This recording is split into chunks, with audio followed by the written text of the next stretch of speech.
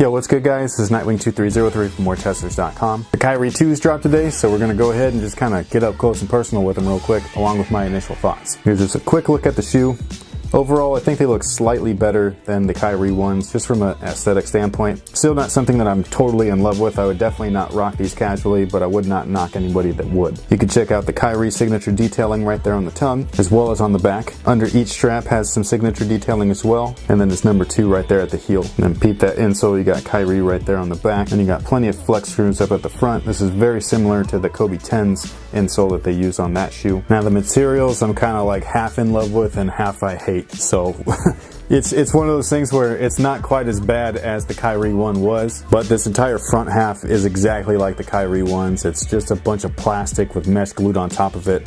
I absolutely dislike that. It's just one of those things where it's like I'm not a fan of that material. I don't like playing in it unless it's kind of like the softer rubbery type of fuse, which this is not. This is that hard crispy type of fuse, and I'm just not a fan of that. And then they reinforced the hell out of this toe, so when I was trying them on I couldn't even press it down. I was just like, I think my toe is right there, so we're gonna go with size 9. Speaking of which, I feel like they fit true to size, but they are on the slightly narrow side, so if you are a wide footer, either try them on or go up half a size just to be safe. So while I don't like the front half of the shoe, I do really like the back half.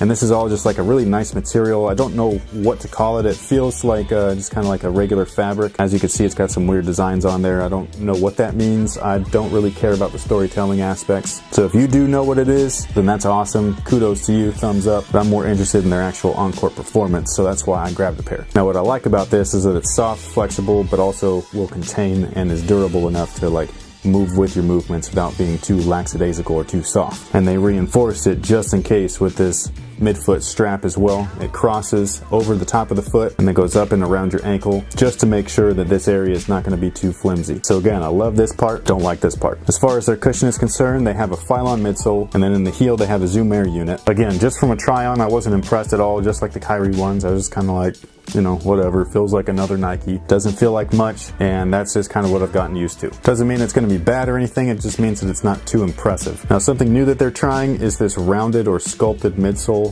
and outsole, and this feels really weird when you're putting them on. I mean, I'm talking about like, I don't know if I'm going to be able to play in these, but we're going to see how it works. And what I mean by that is just that you feel like you're just rocking, like it's so crazy. They say that they've done that to implement speed and quick changes of direction, but I'm not Kyrie. I don't have the best footwork around. He trains on a daily basis, so you know that his stuff is almost impeccable. Plus, we've all seen him juke somebody. I mean, that's some crazy stuff right there. I don't have that nice of footwork. I just have basic footwork. So hopefully I don't roll an ankle. But I think that they're going to be okay as far as a linear standpoint is concerned.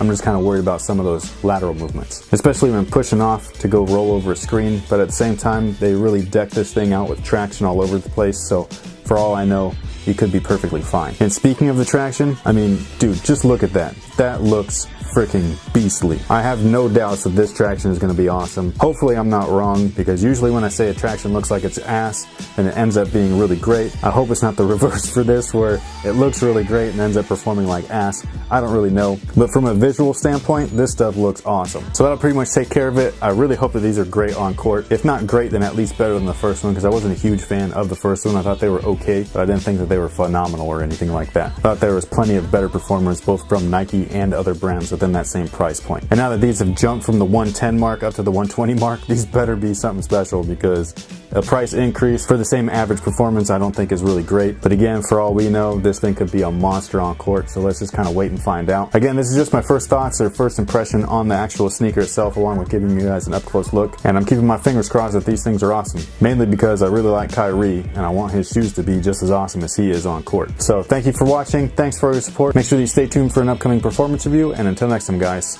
have a good one.